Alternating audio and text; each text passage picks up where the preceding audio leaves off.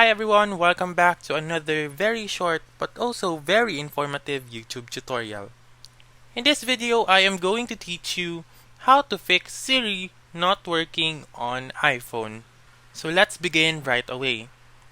The very first step you take is first check that you have a working internet connection. If the airplane mode is on, click it and make sure that it is off now. Once done, open the Settings app and then scroll down until you reach Siri and search. Click on Siri and search, and then make sure that the toggle button right beside press side button for Siri is colored green or has been turned on.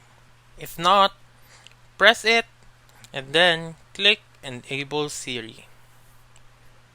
Another method is that you can press and hold on the side or the power button of your iPhone and then click Turn on Siri. So that's how you can fix Siri not working on iPhone. So that's all for this video. Let me know in the comments section if this works out for you. For more helpful tutorials like this, please subscribe to our channel and don't forget to click that notification bell. Thank you for watching and have a wonderful day.